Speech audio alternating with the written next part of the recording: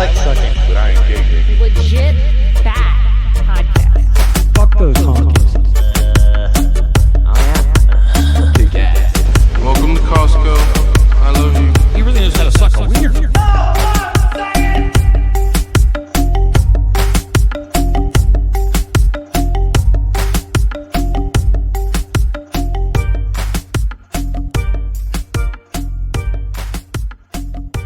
Welcome back to Legit Bat. I am Joe. Jen is here, and our guest today is Tony Merkel from the Confessionals, now living in Tennessee and doing quite awesome shit over there. If you don't follow his Instagram, check it out. He's doing awesome homesteading projects along with the podcast and Merkel Media and all the other stuff you do. So if you're not aware of who this guy is yet, then, well, just, I don't know what to tell you. But Tony, you can give us a quick, intro of yourself and all the stuff you do.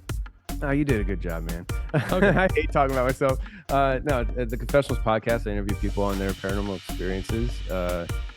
Anything from abductions, dogman, Bigfoot, weird, crazy portals popping up and things coming through. The crazier, the better in my mind. So we have people come on and share those experiences. And that was the genesis of everything. And then it just evolved from there. And you mentioned Merkel Media, and Merkel Media started out as a podcast company where we were going to be producing other people's podcasts and things like that. And then I stumbled into the world of filmmaking, and well, that's more lucrative, they tell me. So we're focusing on filmmaking. We have some podcasts. We're not looking to bring on any more at the time. For now, I'm working on some things that if I can get some tech stuff ironed out, I might be able to do more stuff with other podcasts that makes everybody money. And that's my goal. I like I'm an entrepreneur and I don't apologize for it. So I like making money and providing for my kids and making sure they're eating. And I like seeing other people thrive as well. So I'm working on an idea that might benefit everybody. And I passed it along to some people just in conversation. And I think everybody has been like, that's amazing. And when you're ready to do that, I want to be a part of it. I'm like, okay, cool. Like I'm over here just doing stuff. I was talking to, do you guys know that TV show Finding Bigfoot from back in the day? I don't think so. Okay. So it was like this TV show was on for like 10 years. And these four people, went all over the world hunting down the legend of Bigfoot. It was really popular in the Bigfoot community. And the one guy on there I was talking to yesterday, and he's like, man, you're building an empire. And this, that, and he's gassing me up. And I'm just like, brother, I was a truck driver less than 3 years ago, turned full-time podcaster. I'm just figuring it out as I go. Like, if you want to say I'm building an empire, cool. But like, I don't know what I'm doing. I'm just just over here doing stuff, and I'm doing it publicly. I guess that's the weird thing. I guess that people, they don't. I when I was younger, when I was in my early 20s, I was having like this entrepreneurial spirit being birthed in me, and I read a book, and I don't remember much of it, but I remember the gist of it, and it was called I think it was called Learning to Fail Forward. And it was all about like just learning how to take your failures and literally not just be like, oh, learn a lesson from it. It's like, no, like every failure is a huge benefit. And it like brainwashes you to think, oh, failing's awesome. And so like I just I don't know, like I just view it differently, I guess. And so I sit around and I'm like, I have a dream, and then I share that dream publicly with everybody. Like, that's amazing. How you doing? I'm like, I don't know. I just told you my dream, So that sets me up to fail a lot publicly, and I'm okay with it though. My heart. That's fine. People love that stuff. That's YouTube gold. And there's whole fail, videos. You could just do that. You can make money off that. Yeah, you gotta monetize it any way you can. But yeah, so that's me. I do stuff, and I just hired my brother to he's basically like anything I need him to be. He's taken over the audio production side of things, so he's producing all the podcasts, including mine, which has been a huge relief. Saves you a ton of time. Tons of time. Like I'm just like, yo, what's up, kids? My name's Daddy. Who are you? But it's been such a help, and it's allowed me to kind of, my creative side is starting to gas up again, and I'm coming up with I think I'm gonna come out with an Instagram Reels sitcom. Oh, Uh, nice. and it's just gonna be Instagram Reels. It's gonna be very short, real style, but it's gonna be a sitcom, and it's gonna be like just little scenes that make people chuckle. And you know how like on you guys remember the TV show The Office? Oh, yeah. So like they have the opening scene, then they cut to the intro music and the whole intro, and then they go into the episode. It's Yeah. like all this stuff is going to be the opening scene before the intro starts. That's what I'm going to be creating for the Instagram reels. It's just going to be like these quick little hitters. And we're brainstorming, and I have some ideas. My wife has started writing scripts and stuff, and I'm like, oh, this is going to be funny. Like Nice. That's I'm awesome. hoping it goes well. I think people will like it. I create content on Instagram. I try to, in all honesty, when I make something for Instagram, I'm making it for my followers. Um, I don't really, and maybe that's why I don't have a bigger social. Like, there's a lot of people out there that have bigger socials than me, but they mastered the. I'm gonna make stuff that other people like and then follow me, And I'm just like, let me make stuff that my people that follow me would understand and like and dig. And so Right. maybe it's not the best for people who don't know me, but hopefully the people who know me, they're like, oh, this is great. So that's kind of how I do it. That's Um, awesome. but yeah, it's just living life and having fun. Fuck yeah. How's the world been for you since moving over to Tennessee from where you were at? Is it are you just keeping under the radar as far as like world events go? Because that's probably the best way to be. Yeah, I mean, I kind of, yeah, yeah. I have my little farm, and I am living in a cocoon. Now, I'm aware of what's going on. That's why I moved here, though. I moved to Tennessee because I wanted to be away from the chaos of Philadelphia, and I've been proven right since I moved here. I mean, Philly has gone nuts since I moved here in the last year, and it's been in the news. It's constantly being brought up as like the heroin capital of the world. Just it's like these zombies walking the streets in North Philly. It's crazy, but yeah, we moved down here to get away from that crap because at the time I had a 4-year-old and a 2-year-old, and I was like, we lived 40 minutes outside of Philly, and the town that we lived in had like 10 murders the year we moved. And it was rise, and it wasn't a big town. I mean, it was like 20,000 people, 25,000 people. And I was like, I can't live here because they had all the North Philly problems were moving to that town. And I'm just like, I'm not raising my kids here. I'm not. And I'm not gonna be like, oh, let me be the change in the world that I want to see. Like I'll do that in Tennessee. Um, we kicked around the idea of moving west into like more rural Pennsylvania. Uh, that's a lot of leave me alone space, kind of like down here. Isn't there a lot of Amish out there? Yeah. That's more southern central, southeastern Pennsylvania. Believe it or not, like you drive an hour west of Philadelphia across South Pennsylvania, and you're hitting all the Amish fields, all of it.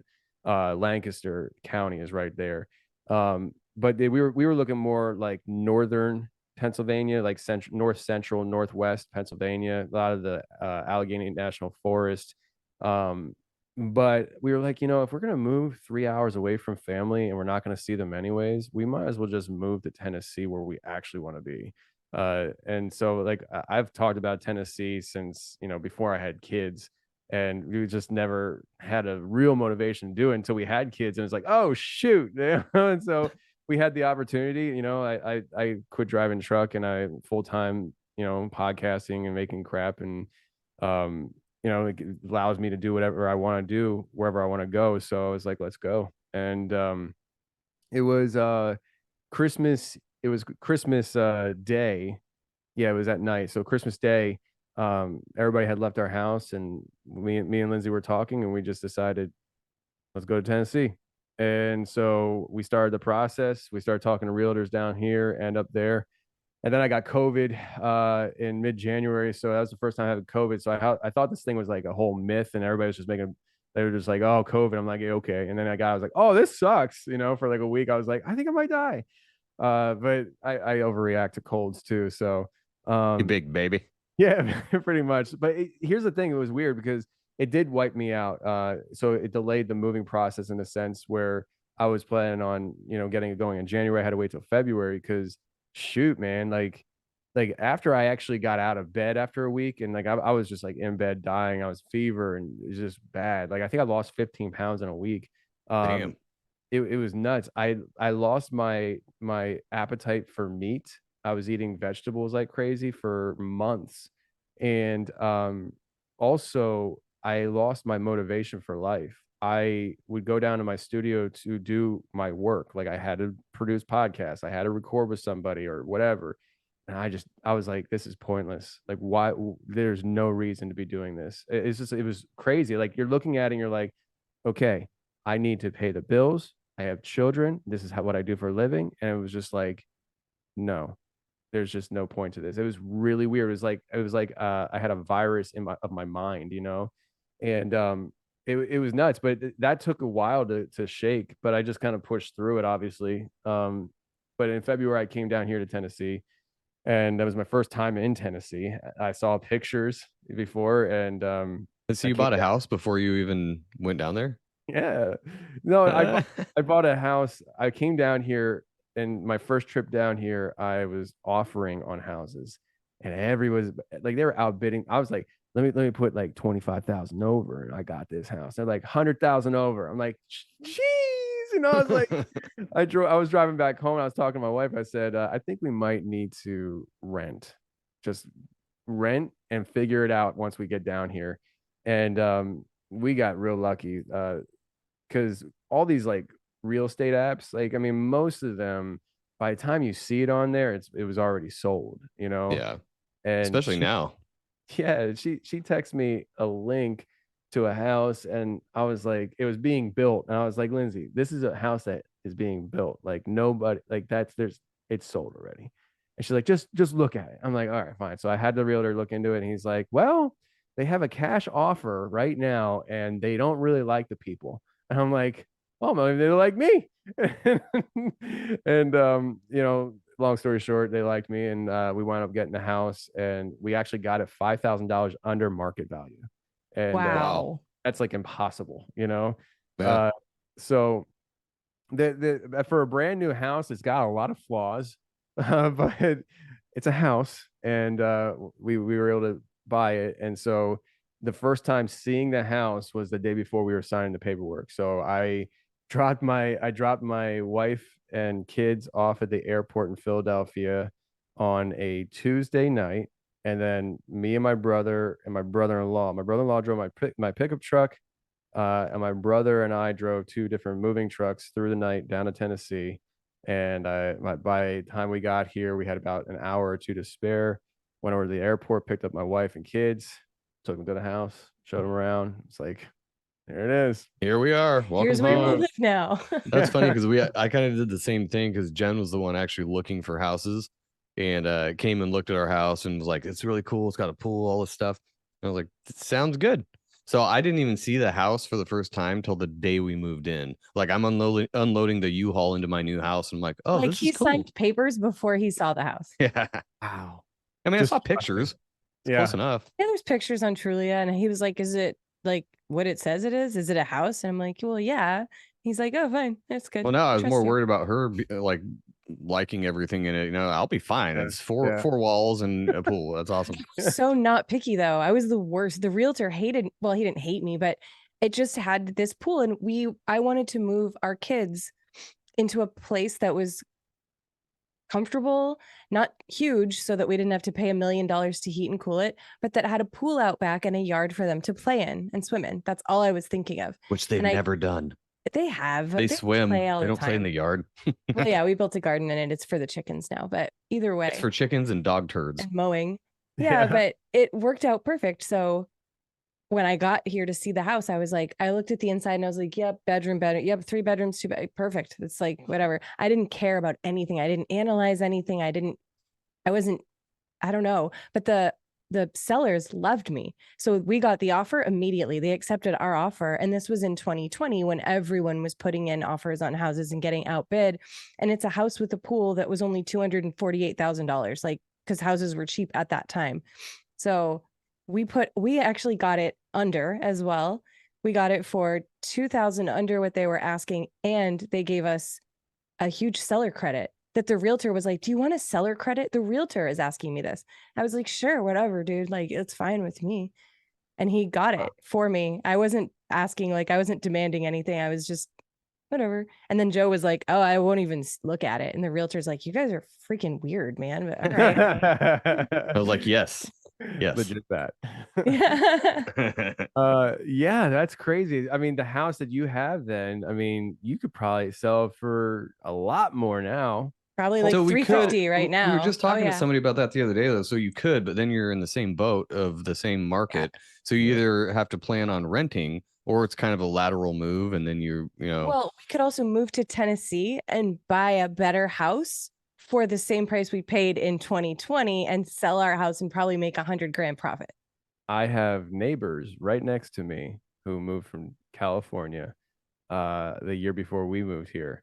And we haven't talked money or anything, but I get the sense that they got a lot more bang for their buck when they moved here.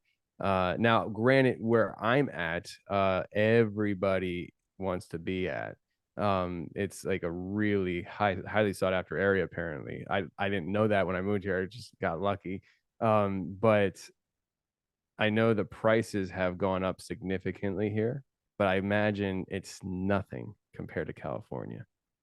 It would still be a better deal, I'm sure. But yeah, we just heard that too, that Tennessee is actually one of the more expensive places because so many people move there. It's the same as Idaho.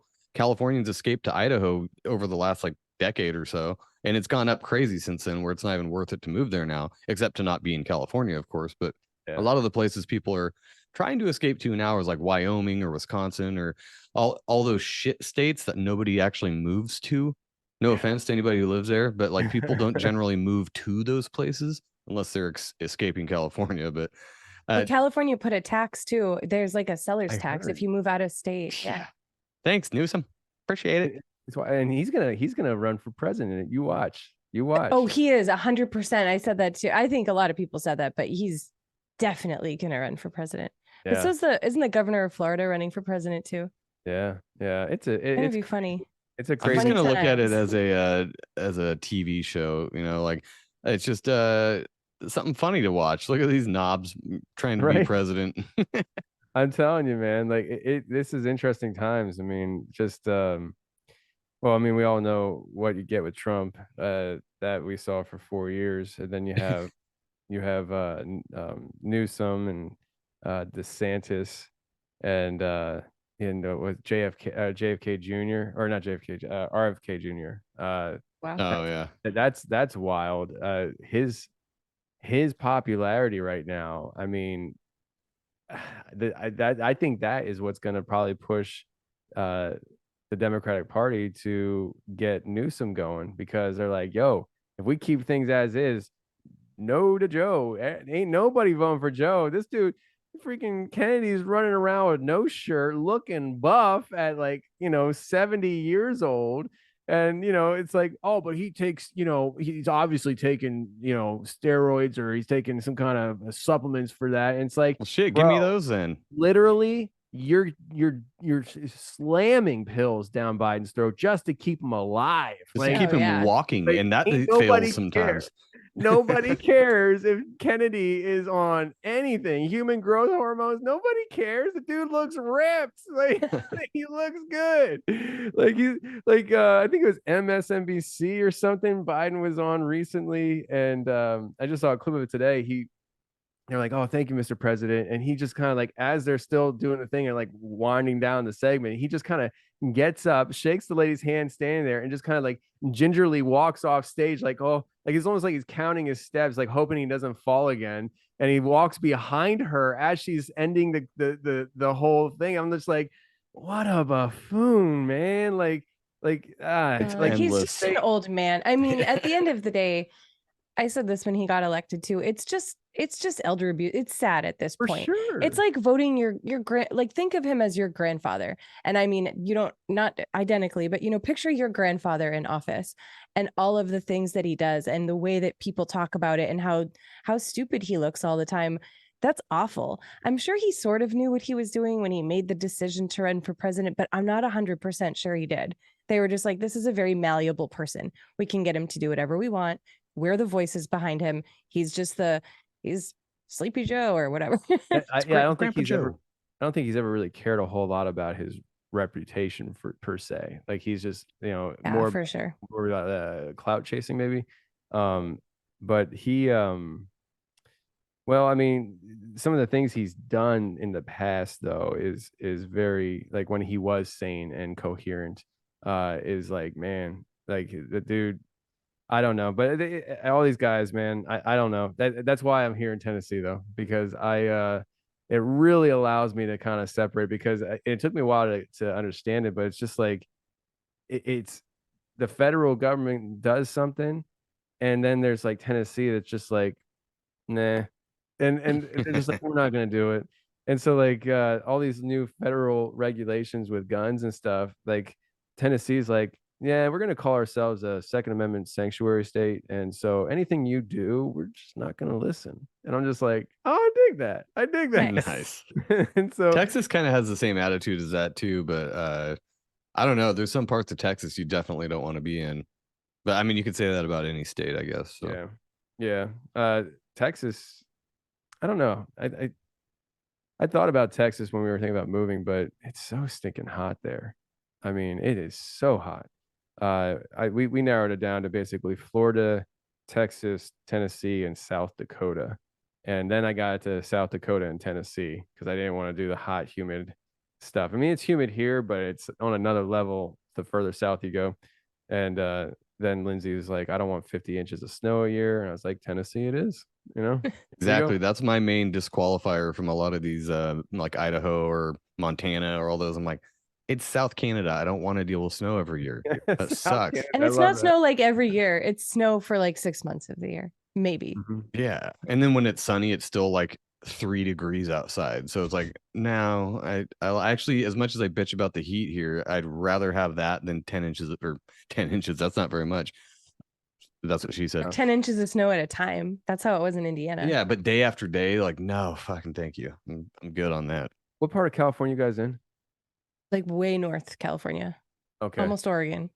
Really? It's Like north of Wait. San Francisco and Sacramento. It's the tip of the Pacific Northwest. So it's like right before you get into the foresty area of far northern California, southern Oregon. So and yeah, we're like surrounded by mountains and stuff. We're super rural. So what you were saying about Tennessee, our county does the same thing. When California does laws that are against guns or whatever, they're just like, nah. Like during COVID, when they're like, everyone has to wear a mask, there were businesses that were like, no, I'm going to make it forbidden to wear a mask in my restaurant, actually. So awesome. That's awesome. yeah, they do kind of the same thing, yeah, where they're just like, yeah, we're just not going to do that. We're not going to enforce it. Or, most of the cops around here are pretty redneck too, so they don't give a that's shit. what it comes down to. They follow the rules. They'll put the signs up, but then they're not wearing masks or not doing whatever. Not they enforcing don't care. it, chasing you down like a no Costco police did. officer is going to carry there. Yeah. Yeah. I just found out, and so there's no escaping certain things, and I found that out, shortly after I moved here. You have that little bit of a honeymoon stage where you're just like, man, this place is amazing. It's perfect. I love it. You see the Smoky Mountains every day. I was just like, this is great. And then July 31st last year. It's very specific. Yeah. There's certain days that I just stick out in my head. We're coming up on a year now. There was a drag queen story time for kids in the park right downtown in my town here, and we're in the Bible Belt, like the belt buckle. Bible. Like, this is like one of the most conservative counties in the country, and this happened. I was just like, what, and so like if I would have known about it ahead of time, I would have really gone crazy. I found out about it afterwards, and I got pissed, and so I went and I spoke to the city council, and at first I was going to lay into them. I was like, what are you doing? And then the more I looked into the matter leading up to that date, the more I started seeing that if they didn't approve it, they would have been able to be sued for constitutional First Amendment violations.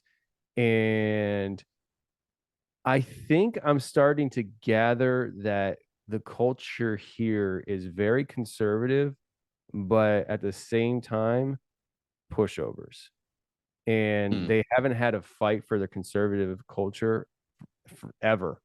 And now that there's a fight knocking on their door, they don't know how to handle it. So they're just like, well, okay, this will be the last time, right? Like, it's Do just you want to like, play dress up in the park? Yeah. Okay. Well, they might have been thinking though, like, so my mindset, if I was in city council, I would say, fine, do it. Nobody's going to go to that. There's no, because that is a choice. You know, like it's First Amendment right. Free speech. You can go do your drag queen story time, whatever, for kids. Who's going to bring their kid to that? So was They it a did. popular event? Oh yeah, yeah. That's crazy. Wow. Yeah, because people from like Knoxville came and other cities came to support it. It was a big deal, and so I went in there and I got loud. I went over my time limit, but I was not being loud at them. I was just kind of like, I told them, I was like, listen, obviously you hear me talk. I'm not from around here. I just moved here literally like 3 months ago, and I gotta tell you, I saw this stuff happening in Pennsylvania 15 years ago. That I saw the culture completely shift starting 15 years ago. And I said, this is exactly what it looked like 15 years ago. And if you do not start stepping up and fighting the culture war, not the legal battles, the culture war, you will be overrun in 15 years from now. And some of them rolled their eyes at me. And I'm just like, I'm telling you, this is going to happen because they're targeting your children. Clearly, story time for kids, drag queens. 10 years from now, your sweet little 10-year-old girl is going to be 20 and completely different than what you ever imagined. And it's because you're letting the thief come in through the window. And after I talked, I think there's like 30 city council members there or something like that. Like 7 of them came up to me and invited me out to eat that night. And and some of them that weren't out to eat were coming up and talking to me. And you know, I remember the one lady said, "Thank you for saying what I can't say." I'm like, what do you mean you can't say? Like, Isn't that constitutional? I know, that's what I'm saying. Like, I'm like, well, if that's how it is for whatever reason, I don't understand. Like, I'm never gonna run for politics or any kind of office because somebody needs to be able to say stuff. And so I kind of did that whole thing, and then I just found out 2 nights ago. So my office, we share a basement level with a hair salon. And the hair salon had a water leak. And so me and my brother, we were out hunting monsters in the Smoky Mountains during the day. And we come back at like 7 or 8 o'clock at night. And the salon owner, she's in there and she has stuff moved around because there was a water leak. And I'm like, oh, shoot, you know, am I having a water leak? And I'm like, do I have renter's insurance? Nope. Better get that. But anyways, I'm talking to her and she said that I guess 2 of the 3 high schools in this county that we have litter boxes in the bathrooms for kids that are pretending to be animals. And these kids will go to That's the a bathroom. real thing. I thought that was some furry or something. Yeah, I thought that was like an overblown something that people were like, they don't actually put litter boxes in there. It was a joke, but they actually did do that. She said that she has a retired teacher now that retired early because she did not want to be part of it and she couldn't say anything, so she retired. And apparently what she was told is that 2 of the 3 high schools, and the one high school that is not doing it is like the redneck high school, you know, but she said that the reason why they're doing it is because of discrimination if they don't allow it. I'm like, inclusivity. How is that discrimination to tell a child you are not a cat, and if you want to be a cat, do not come to school because cats don't come to school? Like, that doesn't make sense to me. And anybody who is walking around believing they're an animal, full-heartedly believing they're an animal, they're mentally ill and need to be taken care of and not exploited. And right. It's enabling mental illness. And by calling it, you know, you're a homophobic or transphobic or something to say that thing, they flip it on you so quick where you're like, no, like you just logically stated, you aren't a cat and cats don't go to school. So if you want to use a litter box, use the one at your house. Yeah. That's now hate speech because you're not being inclusive enough of mental illness. Basically, we talked about this a little bit last night, and yeah, it's mind numbing. Yeah, I just like, and I think a lot of us are just getting to the point where we're just like, you know what, I don't care what you call me. Like if you Exactly. want to, like, because if you call me a bigot, like according to your definition, I probably am a bigot, but I just don't care. Like I don't care. I don't care what you call me. Like I got a 5-year-old and a 3-year-old I got to raise in this world. And if I let you just go unchecked, it's gonna make my life really hard for my kids. So I gotta do what I gotta do to make sure my kids have a decent chance at this whole thing. In the And words of James Hetfield, call me what you will.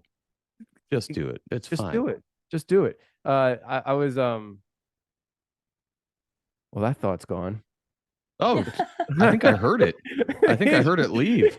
As quick as it comes in, it goes. Yeah, that was it. That was it leaving right there. Oh my gosh, that happens to me all the time. Isn't that great when you're an audio or video podcaster and you just forget what you're talking about? It's like, well, good thing I don't talk for a living because Yeah, that would I suck. know. But you can roll with it though. That's what you got to do. You got to be like, well, I just forgot what I was going to say. We can start a different conversation about something else. Fuck me, I The guess. key is to not take yourself too serious. Like the people who do, they usually don't get very far because they're too scared to mess up. I have this one guy, and I guess it's kind of trolling, but it's not. He's not being mean. It just every comment I'm assuming every comment I see of his, maybe he's commenting other things, and I just because I can't remember everybody's name, so I just remember the ones that stick out in my head, and I see this comment a lot. Somebody is commenting the way I say the word situation, I guess is the way you say, but I say situation, and he just goes situation in parentheses and then dash Tony, and I'm like, hey man, like But he you keeps watching and listening, you right? listen, you know, like Yeah. you know, like if it bothers you so much, you can turn it off, but you won't, you know. So That's kind of where. Yeah, how long did it take you to get to that point? Because it took probably a year or two before I was like, you know what, these people that come on and want to like downvote or say weird off the wall shit, and then they continue to watch and listen and comment after that. It's like, just leave. Like, why? No, just stay. We still get paid for ad revenue. Oh so yeah, keep or you can watching. stay, but I'm not they're gonna. your biggest Well, fan. it doesn't bother us I'm not anymore. gonna miss you. Like, if you They don't. just don't know. They don't know that they're your biggest fan. Like it, like because your fans that aren't hating, most of them don't talk to you. Most of them don't bother with you. They just like the podcast and they listen and they enjoy it while they're driving their truck for work or listening in the office or whatever. That is true. Like They have 98% of lives. listeners Yeah, you'll never they have even hear lives. from. Yeah. It's the Right. people who are obsessive and they just want they hate themselves so much they gotta just find some random stranger that they listen to that's trying to make something with their life and just enjoy themselves and try to tear them down. And it's easy to say it like now, but even I would say, to answer your question, I'm still not there yet. Like I have good days and bad days, and that's why my wife, she deletes those emails real fast, because if I'm having any kind of a day and I see it, like I'll spend the rest of my day crafting it. Because what I do is I don't just flip on people. Most of the time, I don't flip on people. What I usually wind up doing is I waste my time crafting a very wordy email to make somebody feel incredibly stupid for saying what you said.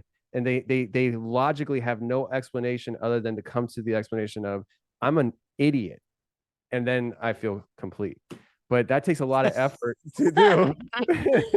Aw. Ding, ding, ding. Yeah, I just I try to stay away from it. But you know, on good days and stuff, I don't, it doesn't bother me. When I'm in a bad mood or if I'm stressed out, like today was one of those days where I was just super stressed because we're like you try to do something really cool for people, and sometimes things happen that are just out of your hands and there's nothing you can do about it. I I spent a lot of money on building an app. Is the app perfect? No, it's not perfect. Am I going to have updates to it? Absolutely. Um, but it sucks when I use 3 different companies for this app for different things. And one of those companies had a glitch earlier this week. And I don't know what happened on their end, but when people sign up for memberships the on my website, some of them aren't automatically getting registered in my app, and I'm having to go in and manually do it. It's not the end of the world, you know. It's just we're constantly hawking the emails until it gets fixed. But we had to tell them, and it's just been one of those days where it's just like, you know, I'd rather not be hawking the emails, trying to stay up on it so people aren't, you know, thinking there's something wrong. But so it kind of gets you stressed out. But then I looked at my wife and I was like, we have a really good life. If this is our issue, we're doing just fine. Because Yeah, that's your white privilege showing. Oh my God, emails. Did you put it up on your socials though? Because your fans are going to completely understand that. If you put that on Instagram, like, hey, we have a little glitch. We're getting through it as quick as we can. So people expect that and are cool with it for the most part. It's just the ones that aren't, that are getting under your skin. So I looked at that issue and I'm like, well, I don't want to give people a reason to not sign up. So I just let it go because nothing's wrong for them. It's just like when they sign up, the way the system is this, like you become a member to my website, and that's what you're signing up for, a member to my website. I happen to have built an app for you. But you're signing up for a membership to the website, and everything's on the website always. So you can have access to that.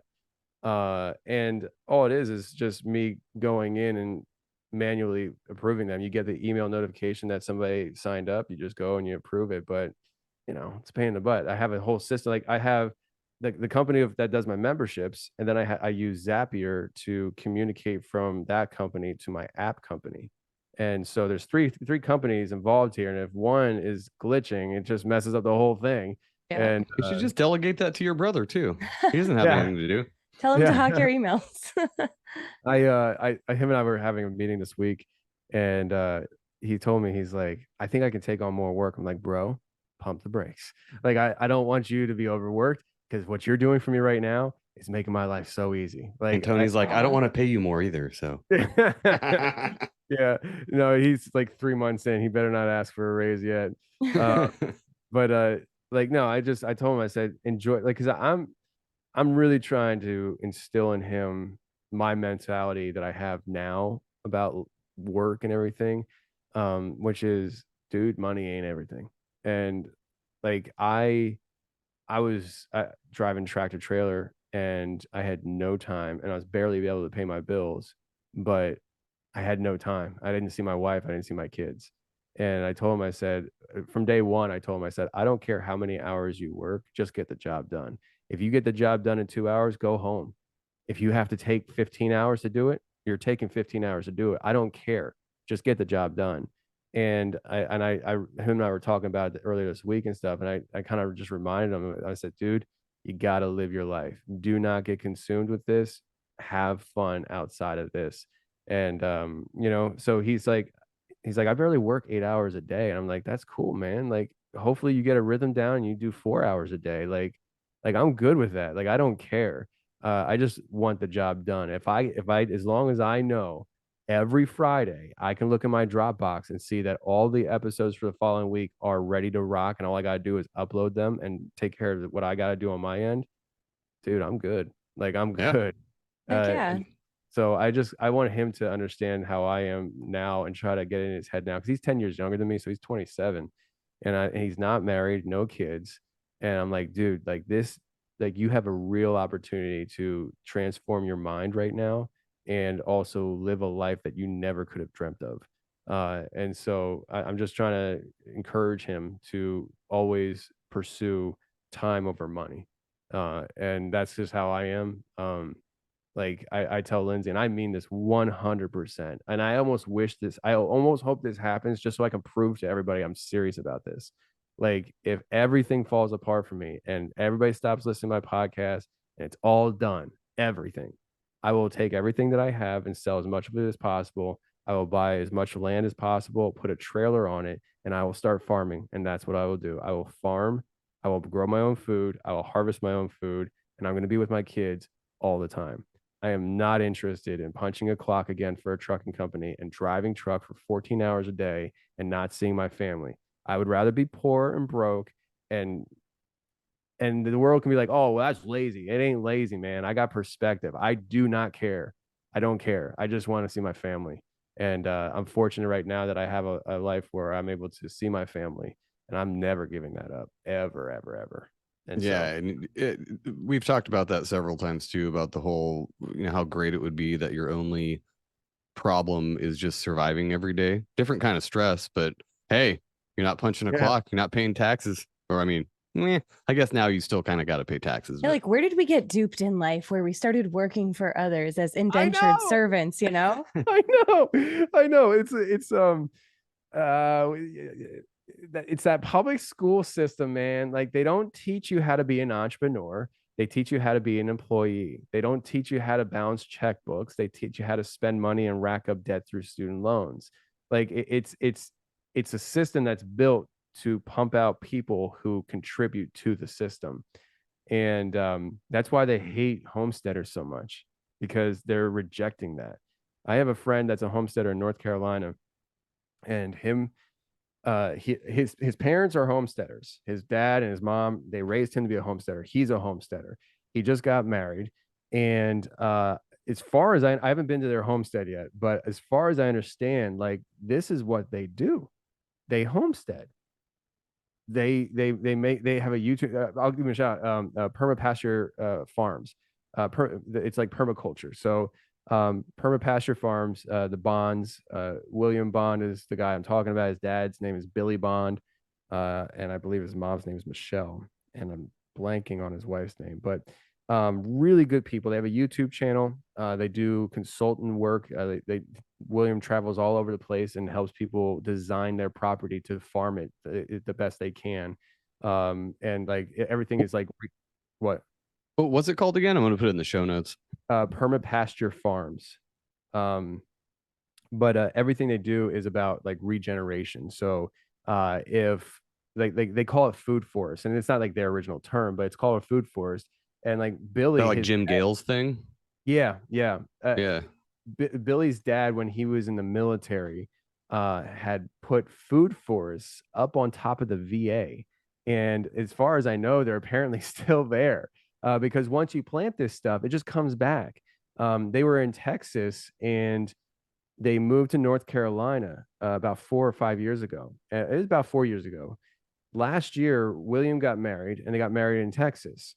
They go down to their old property, and the food forest is still there. It looks a lot different. It's not well kept, but all the food's there. And they made a video showing it to the world and saying, if you live in this area, come and take this food. It's here for you. It's not going anywhere. And I'm like, that we get so caught up in the system of going to the store, paying your hard-earned money to purchase your food and all this stuff. And it's like, the Bonds are out here and they're like, no, we just grow our own food. We grow our own medicine. They have a plant called comfrey, and it's been like demonized throughout the generations, but it's been demonized by all the people you would suspect would demonize something because they don't want you using it. And it works amazing. So all it is it's a plant that they grow, and I'm going to start doing it here. But I don't know how they make it into like a tincture or something. Yeah, it goes in a jar. It's like a paste almost, but I'll learn. But he said anytime you got pain or an open cut wound, he's like, put the comfrey on it. It will heal it fast. And I'm like, okay, bro. And then my son last year, it was around Christmas time. Lindsay was putting up Christmas decorations outside the house. I was at the office. And we caught this on video from the Simply Safe camera. And Ben was on his bicycle in the driveway, and he didn't know how to ride his bike. And he doesn't know how the concept of brakes. It was like, kind of understand. And we live in East Tennessee. It's all hills. And I literally live on a hill. Like my property is a hill. And so Ben, he goes down the hill and you see this, and he's just like, Mommy. And Lindsay's yelling. She's like, Ben. And he goes down this hill and he slams into a tree, face first into a tree. I was like, ooh, that's going to leave a mark. And it did. It cut his face open. And I mean, it was bleeding and it was bad. And Lindsay started taking that comfrey and putting it on his face. In a week, it was all gone. A week, not a scar, not a scab, nothing. In a week, it's gone. Damn. Like, holy crap, comfrey works. And so but they grow it on their property, and anybody can do that.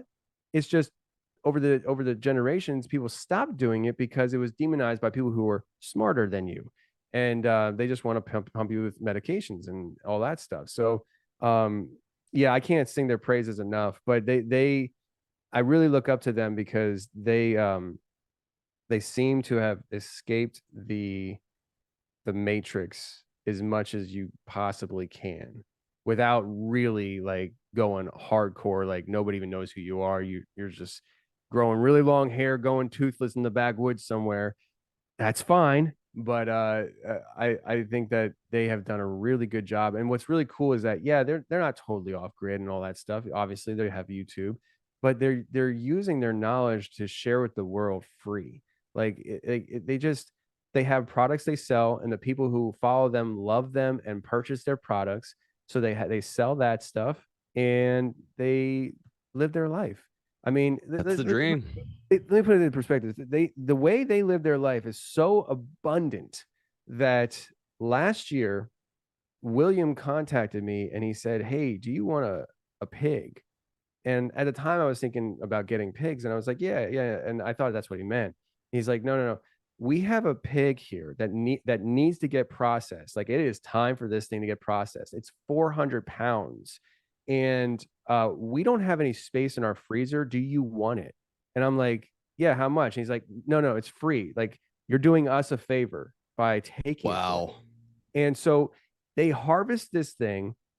They drive 2 hours. William drives 2.5 hours from North Carolina to my house and drops it off at my house for me. Wow. No charge, nothing. And I'm like, that's what I want to be. That's the kind of person I want to be. Whether I have a lot or a little, that I just give to those in need. And I wouldn't say I needed it, but I took it. And the great thing is, it starts a domino effect, because I still got a lot of it. That's a lot of meat. And I had a half a cow in there already. So I got a lot of meat. And I got 2 pigs in my backyard that I'm raising. And in December, around December, they're gonna be ready to process. And I'm not gonna have anywhere to go with it. So what am I gonna do? I'm gonna give it away. And then I'm gonna go get 2 more pigs and do it again, because that's what you do. Like, you take care of yourself and you take care of others. And that's just kind of like how I want to live my life. So I have this idea, and it just kind of popped in my head this past week. I probably saw it on an Instagram reel, to be honest with you. I can't do it here because of where I live. Like, there's no spot for it. But if I do go out into the woods one day and live in my trailer, what I think I would do is I would live in an area where there's people, just we're really spaced out. We help each other. We take care of each other. And I'm going to farm, and I'm going to get a shed. I'm going to put it at the edge of my property, and I'm going to stock it like a little tiny little store. And it's going to be just like an honor system. You go in, you get what you need, and you can pay for it, but I'm not going to be there. So that, God's watching, kind of thing. And just kind of have it there, and see how that goes. Like, I just, Nice. I just want to, and I maybe I sound like a hippie, I don't know, but I'm just seeing a different way of life since I've been here, getting away from the city and really slowing it down. Like, I'm still running a million miles an hour, but compared to what I was, I've been able to slow down and just observe the way the culture is here.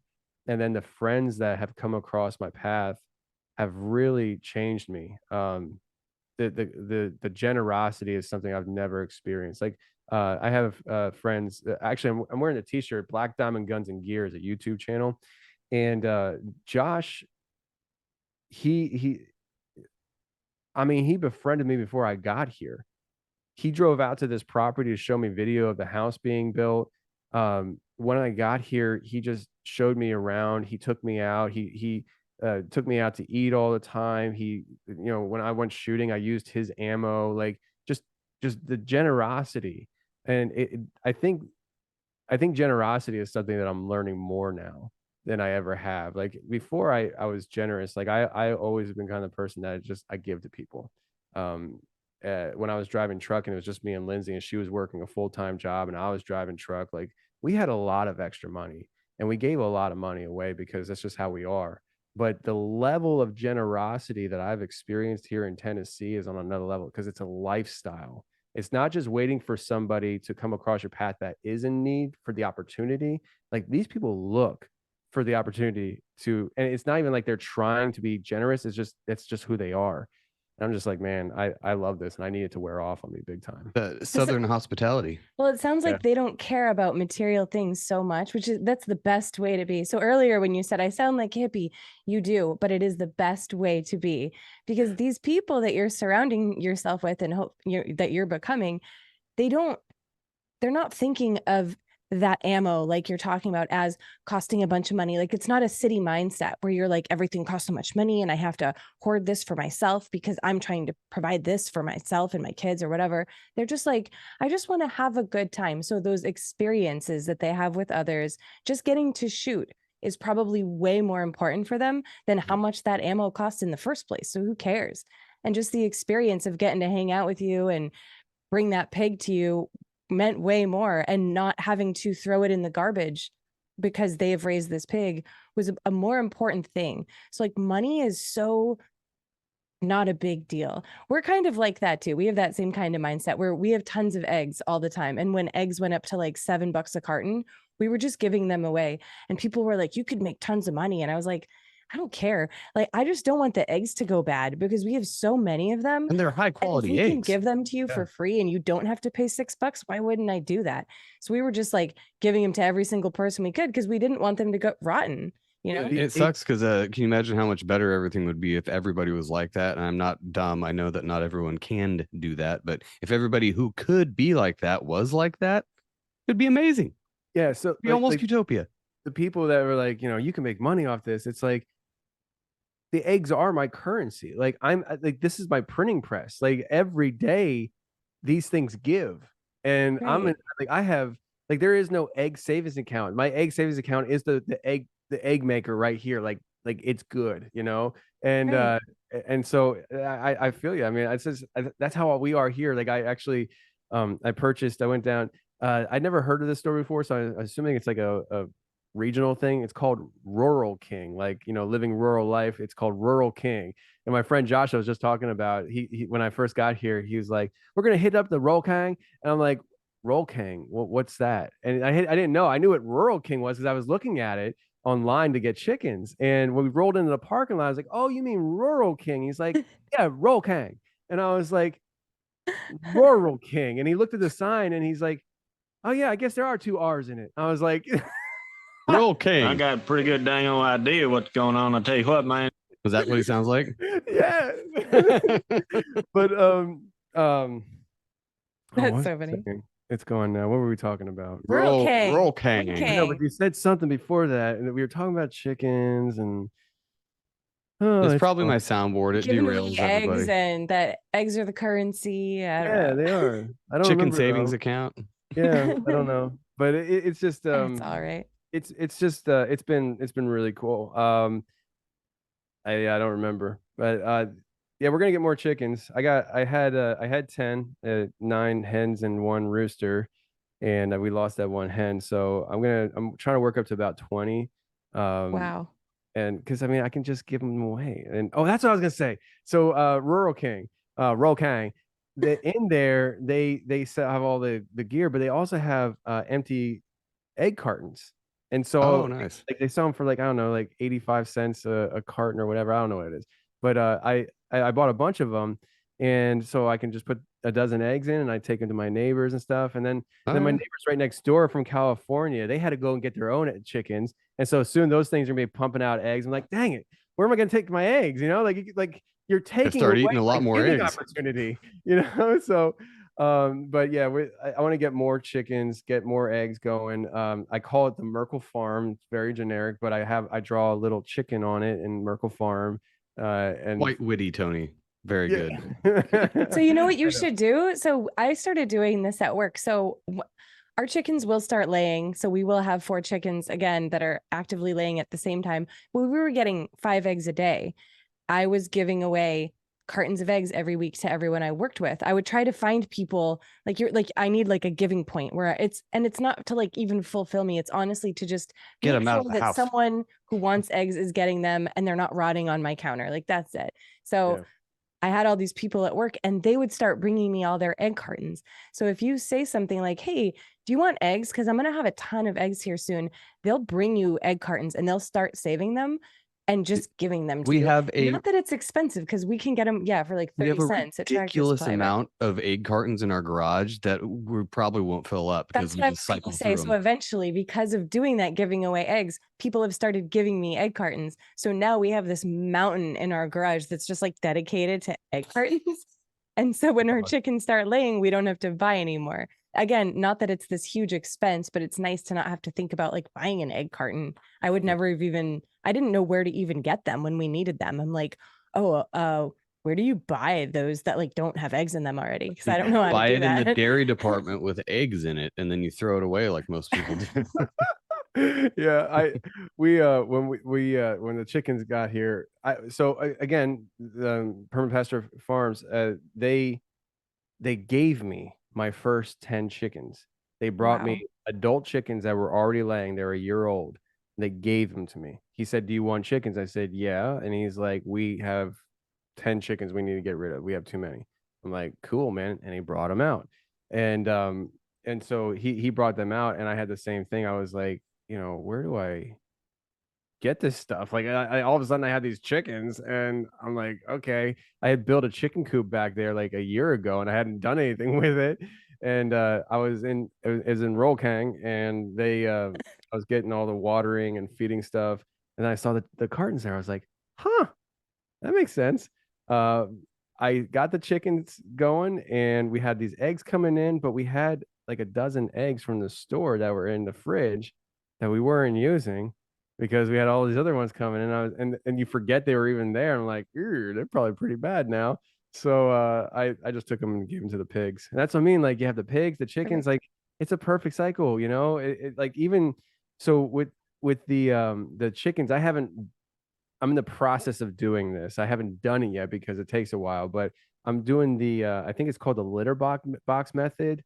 Basically, you lay a layer of wood chips or something on their coop floor, let them poop on it, and when you start smelling, you just put another layer on it, and you kind of let it, and they kind of scratch it up with their claws.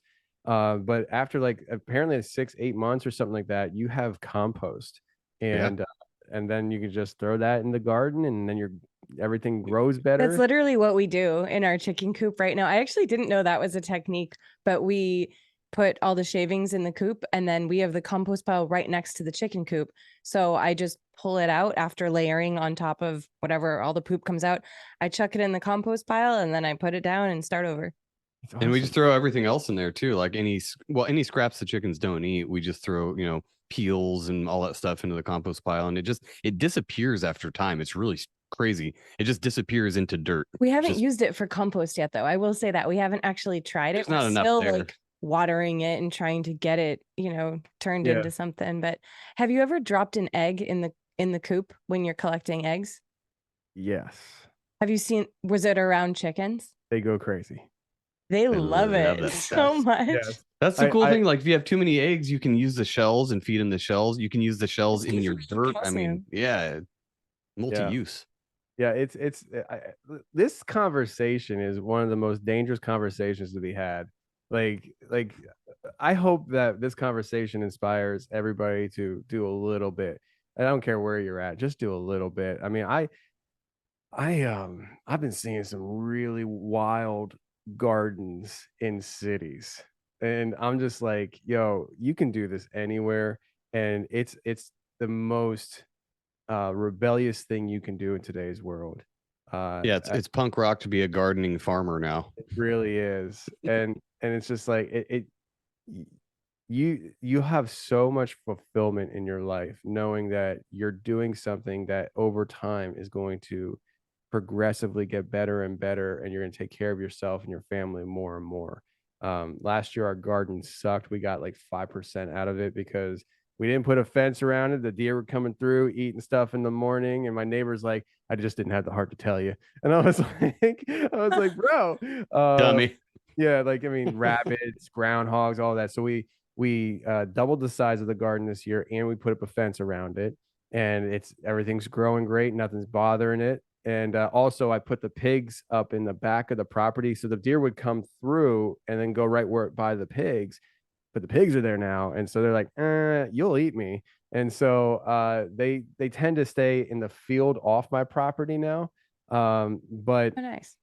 we're having such a good time with the garden this year that we were just talking about doubling the garden size again next year. And I'm like, I just want surplus. Like, I just want to be able to just go to church on Sunday and be like, here's my basket of crap. Go ahead and have Yes. at it, you know? Or start seeds. So actually with Joe's parents go to church every Sunday, and they took some tomatoes that I had grown some tomatoes from seed, and I had so many of them. We planted like 3 of them in the garden, and I was like, I have like 8 left over. I don't know what I'm going to do. So I just kept them in the greenhouse and kept watering them. And I asked his mom, I said, hey, does anyone at your church want tomatoes? And she was like, oh yeah. So one of her friends randomly stopped by. I just set them out on the porch, and she just took tomato seeds. So I'm like, oh, that's really cool. So maybe I'll do a thing with her church. So I have all these pepper plants, and we just asked her, hey, on Sunday, can you let your friends know at church? They can just stop by my house, and it will be like, take a plant. You don't even have to leave. It's not a take a plant, leave a plant. Just take a plant. Just take it. I don't care. So I'm going to just start setting them out for like her church friends to just swing by our house and just grab plants that we grew. So we talked a You lot guys could about do that too, and inspire others to start their own gardens is what I was suggesting. we Yeah. talked a lot about this kind of thing with Christian Yordanov from Connecting Minds a week or two ago about solutions. Like everybody's talking about the problems, you know, but they're like, what's the solution? And I think what we came to is just starting small with things like that. Like you said, inspiring people to just get a chicken, figure out a chicken for a year, just watch how it works and what it does, and you'll learn a lot. It's like you said with the garden, you learned that last year. You're not doing that this year, so you're already better than you were before. Yeah. And once you get a couple chickens, then now you have pigs. We don't have the room or anything, or we're in city limits, so we can't have goats or anything. But if we ever get outside of that, 100% going to get like goats or a pig or, you know, something, and just learn, just do it. Everyone's like, oh no, I don't know what I'm doing with that. Yeah, nobody does really. Just go try it. Like there's YouTube. Figure it out. There's YouTube now, but there wasn't back in the day. Like, but there were tons they of figured farmers. it out Like anyway. they figured it out. You just talk to people. And it's like you're literally not losing anything because you're living in a society where you're already going to the store. So if you're trying to raise your own animals and you mess it up, you're not going to starve right now. Like it's Right. time to learn. And like for instance, I was looking at getting goats because I was like, I have this hill of a property and some parts of it are really steep and I can't really mow it. And I didn't want to weed whack it. I wound up weed whacking it anyways. But nevertheless, the point is, I didn't go with goats because I was told that they're escape artists, and I'm like, I don't want to deal with running around goats around my neighbors' houses and stuff. And I was also told that pigs are escape artists, but the reason why they're escape artists isn't because they're trying to get out, it's because they're so big and they rub on everything that they push through the fence and then they're out. Here's the thing though, if you raise pigs from piglets with an electric fence, they shock themselves a few times and they're really smart animals, and and it doesn't hurt. Like my daughter touches it and she's like, ah, you know, and I'm like, oh, I touch it. I'm like, oh, that tickles. But when you're a baby and you shock yourself, it puts it in your head, and they don't go near that fence at all. And if they shock themselves now, they freak out. I'm like, it didn't hurt that bad. I could walk over and touch it, you know, but because they're scared of the fence, they don't go near it. They don't rub on it. And I have my pigs are probably about 250 pounds a piece right now. Wow. And, Wow. like they don't go near that fence. And I can hold, I've tried it like just to see what the limits are. I hold food on the other side of the fence and I'm shaking it, and it's like a leftover pizza or something. It's good stuff, not that stupid pellet crap. And they're like they're yelling, they're screaming and howling at me, but they are not coming any closer. They're like, screw you, dude. Yeah. Like, what an asshole. They're like, Why why is don't he you come doing on in this? here and give this to us, and we'll see what happens when you come in here, you know? We'll make bacon out of you. Pigs will eat anything, man. Like when William helped me with the pigs too. So there's another homesteader, his name's Benjamin, I forget, dang it, I wish I could drop him, but he listens to my show, and he found out, and he's friends with William, and he found out that William and I were friends. So he's like, he wants pigs, I got pigs, I'll hook him up. And so he gave me 2 pigs for $100 total, and I was like, deal, you know. And so we get these pigs going, and it happened again. Where was I going with that? You got pigs from your friend William? Yeah, but there was like I was going with something here. This is about really how they eat anything. Yeah, they do eat it. There it is. So William said to me that they'll eat anything, and don't let your daughter. My daughter's she's still 3, gonna be 3 in August. And he's like, don't let her down there by herself. And I'm like, they're dangerous. And he's like, no. He said, but if she's playing and she falls into the pig pen and knocks herself out and she's unconscious, they will assume she's dead. And I'm like, Ooh. oh, and you know, it's like probably not going to happen, but let's just be careful, you know, because he said if you go in there and you stand still for 10-15 minutes and don't move, they'll come over and start nudging to make sure you're still alive. I've never tried it, but I should try to see if that happens. But yeah, I mean, they're good pigs. I mean, like I'm not attached to them, like, you know, they're not pets in a sense. Yeah. But they can't be at that point. If you know you're going to eat them, you shouldn't name them and play with them and love them, because it's just weird at that point. Just call them thing 1 and thing 2. But I treat them really well, you know, and like Good. Sometimes when, you know, I feed them and stuff, so one thing I learned is that pigs, they don't sweat. They don't have sweat glands. So during the summertime when it's hot, that's why they like rolling around in mud. And so I hook them up with the water and stuff, and, you know, make sure they got a mud pit. And when I'm feeding them, they're going to town, and I go and I pat them and stuff. And I started scratching them behind the ear, and man, they like that. And it's good. They can't reach back there. They're just like little fat things with little legs. And I scratch them behind the ear and stuff. And it's like when I started doing that, I felt like there was a relationship. I was like, oh, you Gotta like stop doing that. Yeah, I was like, you like me. And, so I was like, okay. So, but I mean, I just believe that animals are here for me to be a steward over and take care of, and then also serve the purpose that they're here to serve. And so, like, my chickens are gonna last a long time. They're here, you know. They're not a high turnover rate like pigs, but they serve my family, giving us eggs every day. We take care of them. They have plenty of shade. We feed them well. They have fresh water. It's a beautiful cycle, and that's what I love about this. It's just I'm learning the beauty of this whole thing. Like even the chicken poop, like we were talking about, is being used for the garden, and the garden feeds my family, and the leftovers and the chickens, and it goes back to the chickens, and it's just like, this is beautiful. This is beautiful, and I needed it, man. Like I needed it. I was so uptight in Pennsylvania. I was tense, angry about everything, wound up all the time. And I come down here, and I'm here for a year now, and I'm just like, yeah, it's cool, man. It's cool. It's all good. Turned into a hippie. You really are sounding like a hippie. You sounded more like me, dude. That's awesome. I love it. No, I was the same way because I came here from Chicago, and I was very uptight and super like, nah, like all the time, because it's that city mindset that I was talking about earlier. You're around people every day, every moment of the day, unless you're by yourself. And even then, you're still consumed by those thoughts of just go, go, go, go, go. I have to do the next thing. I have to do the next thing. You never slow down. So just the fact that you got to do that as well is absolutely beautiful, because you get to just appreciate what's around you and then see a little bit about how life should actually be lived instead of how we're told it should be in the cities. Yeah, and I'll send you some really good reggae music that you can play on your farm. I'm no joke. That is the best type of music when you're outside gardening and shit. I will send it to you. Animals love it too. Oh yeah. I was just gonna say that. I just heard yesterday that chickens like music. Is that true?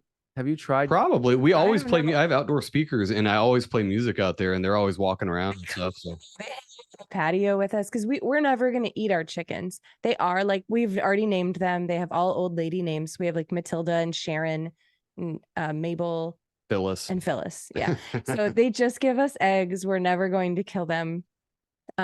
So they just chill with us, and they started laying eggs in weird spots. They have a nesting box that they always lay eggs in, but there was this one day where one chicken just laid eggs every day in Joe's seat, like where he sits on the patio every day. It was just in the morning, because I work from home. So I'm just looking at the patio, and the chicken would plop up there, sit there for a minute, jump off, and there's an egg. So we kind of moved her and She was tried like, to oh, this smells like dad's her, butt. Maybe I'll put an egg here. they just hang out, but there's just always music playing out there. There's like misters and stuff, and they love it. They have a way better life than like 99% of chickens you'll ever eat. So I'm sure. The chicken laying eggs thing is a mystery right now. I just ordered some. William gave me the link. It's some black larva something. It's full of protein. is it like the soldier flies or something like that? Yeah. It was nasty. grub terra dried larva, black soldier fly larva. Yeah. But because it seemed like once I had those 9 hens, and when I had that one hen die, it seemed like the egg production went down. And and then like 2 days ago, was it 2 days ago? 3 days ago, maybe. It was 3 days ago. We went out there and we have 8 hens and we had 2 eggs. And I'm like, that's not right. And then like yesterday we had 6, and then today I had 4. And I was talking to him about it, and he said it sounds like they might be low on protein. And so he told me to get that and give him a couple handfuls a day. And so we'll see how that goes. But I'm trying to figure that out. And How old are they? Just real quick. they're all about a year old. Oh, okay. So every year our chickens go through like a molt period where they don't lay eggs for about 2 to 3 months, and it can happen any time of year. Typically it's in the Really? winter. Yeah, so that's super normal. And they'll lose their feathers and look crazy, Yeah, they look and then really they grow them weird. back. But every year it's around the same time for us based on their age. It was so a year from the time they first started laying, they stop laying for like 2 months. Ours do, at least. That happens to be in the wintertime. But I think in the wintertime, egg production goes down anyway. So if they're stopping right now, you might also, we had the same thing happen. So 2 different situations. One time it was because they were molting, and they all kind of did it at the same time because they were all around the same age. Stopped producing for about 3 months, 2-3 months, 1 a day here and there, and then full production again later in like February, January. So one time though, we were getting like 1 egg a day, and it was summer. I thought, this is really strange. And I looked all over our property, and I found behind a bush 17 eggs.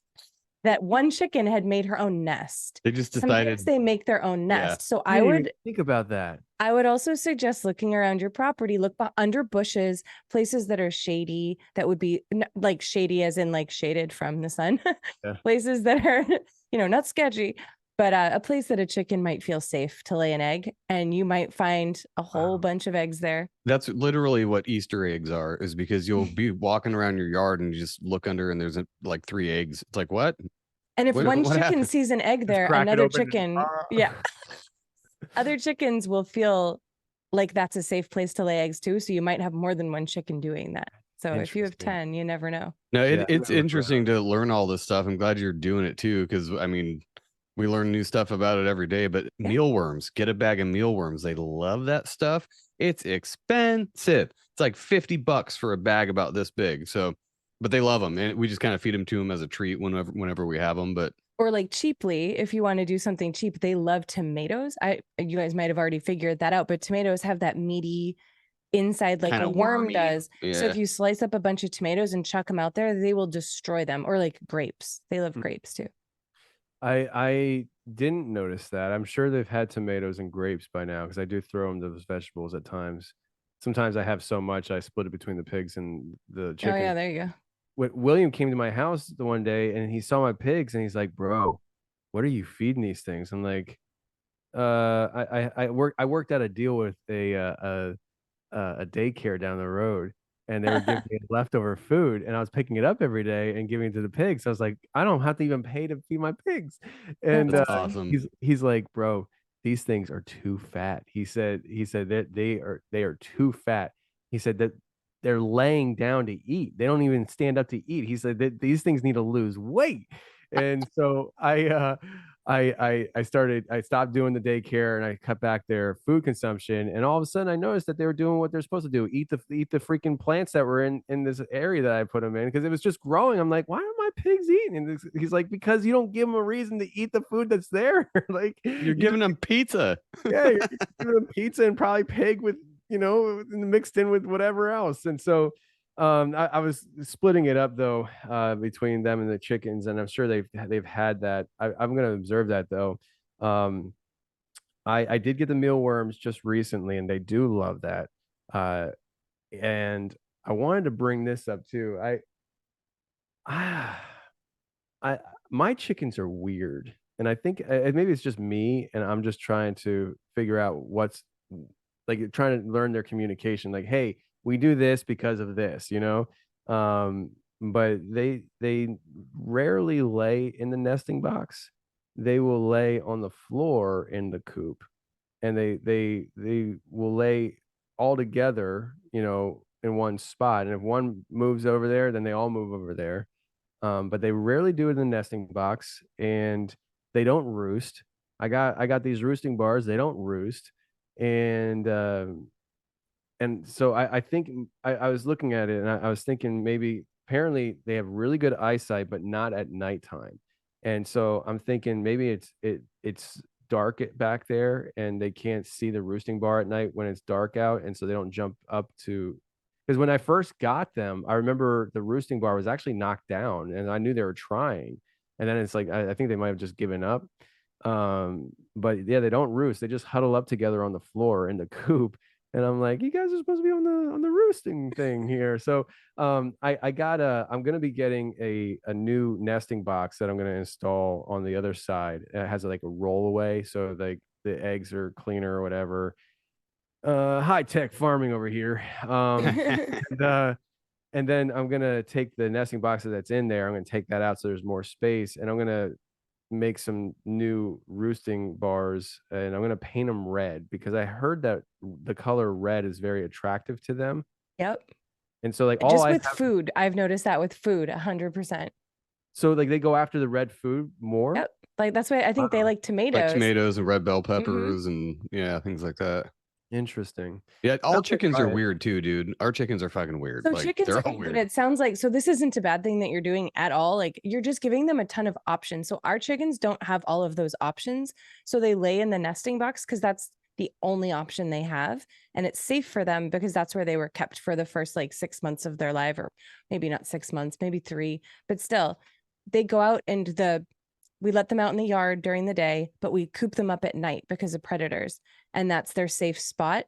And they're just trapped in there. And we only have 4. So it's our coop is probably a lot smaller than yours. There's 2 coops that are connected with a run that's fenced in with chicken wire, but they don't really have a lot of options. There's not a lot of stuff for them to do. So they always lay in the nesting box because it's there in the morning, typically when their like egg cycle is. And then we let them out when we wake up at 8 o'clock or whatever.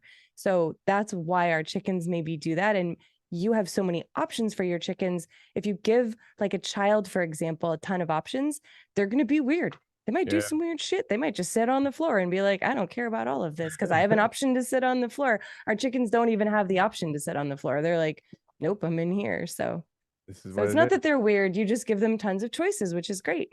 Now you see their little personalities. You're a great chicken dad. I'm trying. They were for the first year they were raised on a homestead where, you know, they were 10 of a lot of chickens, so there wasn't like this personal touch, you know. And so when they got here, they didn't want to be held, you know, like they're like, don't pick me up, man. And they wouldn't let me get near them, like to pick them up or touch them or anything. And I'm breaking them in, and I'm just loving it because I noticed the one hen at night. Before I put an automatic closing door on their coop, so it goes down 20 minutes after the sun goes down, and it's been really handy that I don't have to go because I keep them pretty far away from the house, and so it's scary back there, man. When it's dark, it's scary. Right, with all the stuff you talk about on your show, I can totally picture that.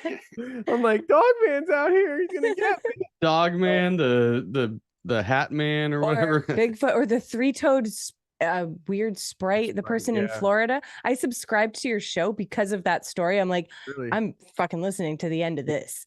And then the lady with Bigfoot and her Which What one? was it? I know. You have a lot of those. There was a lady who they bought their dream house. It was like a double wide Oh, manufactured yeah. home.